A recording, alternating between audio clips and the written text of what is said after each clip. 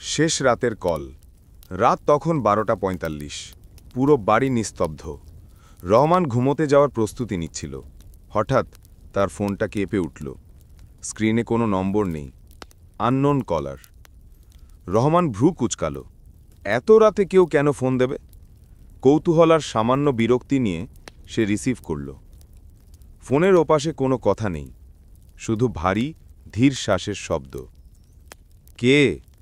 রহমান একটু কঠিন গলায় বলল।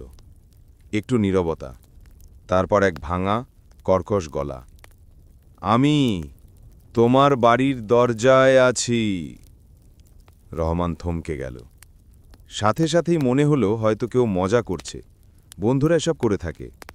সে বিরক্ত হয়ে বলে উঠল, এত রাতে সব বন্ধ করো। ফোন কেটে দিতে যাবে তখনই দরজায় ঠক ঠক আওয়াজ। রহমানের বুকের ভেতর ধাক্কা খেল। আওয়াজটা খুব ধীরে কিন্তু স্পষ্ট।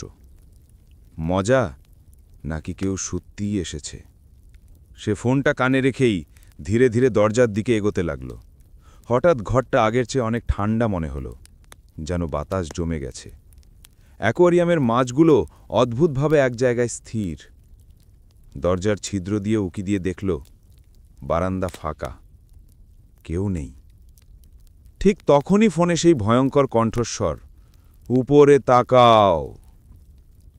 রহমানের হাত কাঁপতে লাগল। সে ধীরে, খুব ধীরে মাথা তুলল। দরজার ফ্রেমের ওপরে একটা ফ্যাকাশে বিকৃত মুখ ঝুলে আছে। চোখ দুটো গভীর অন্ধকারের মতো খালি, তবু যেন তীক্ষ্ণ দৃষ্টিতে তাকিয়ে আছে। মুখের কোণে রক্তের মতো শুকনো কালো দাগ। রহমান ভয়তে পিছিয়ে গেল। ফোনটা হাত থেকে পড়ে গেল মাটিতে। দরজার ওপাশে হালকা স্ক্র্যাচ করার শব্দ। কিচ কিচ কিচ। সে পিছিয়ে গিয়ে লাইট জ্বালাতে চাইল, কিন্তু সুইচ চাপতেই আলো কাঁপল।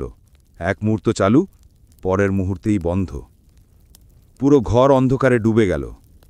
এবার সেই গলার আওয়াজ খুব কাছ থেকে, দরজা খুলে দাও, এতক্ষণ অপেক্ষা করছি। রহমান মুহূর্তে দরজা থেকে দূরে সরে গিয়ে বিছানার ওপাশে লুকোতে চাইল, কিন্তু তখনই দরজার নিচে ছায়া দেখা গেল। কেউ দাঁড়িয়ে আছে, স্থির, নড়ছে না, কিন্তু ছায়া যেন ধীরে ধীরে লম্বা হচ্ছে। হঠাৎ ঠাস করে দরজায় জোরে আঘাত। রহমান চিৎকার করে উঠল। দ্বিতীয় আঘাত, আরও জোরে। হঠাৎ ফোনটা আবার বেজে উঠল। স্ক্রিনে এবার লেখা, ওপেন মি। রহমান কাঁপা হাতে ফোন ধরল না। দরজার নিচে ছায়াটা ধীরে ধীরে সরে গিয়ে অদৃশ্য হয়ে গেল। কিছুক্ষণ নীরবতা। সে সাবধানে দরজার ছিদ্র দিয়ে তাকাল। কেউ নেই। রহমান একটু স্বস্তি পেয়ে ঘুরতেই পিছনে হিম শীতল বাতাস।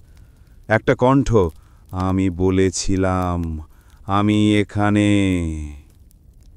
সে ঘুরে দাঁড়াতেই দেখল সেই ফ্যাকাশে মুখ এখন তার একদম পেছনে, মাত্র এক হাত দূরে। চোখ দুটো জ্বলছে, মুখে বিকৃত হাসি।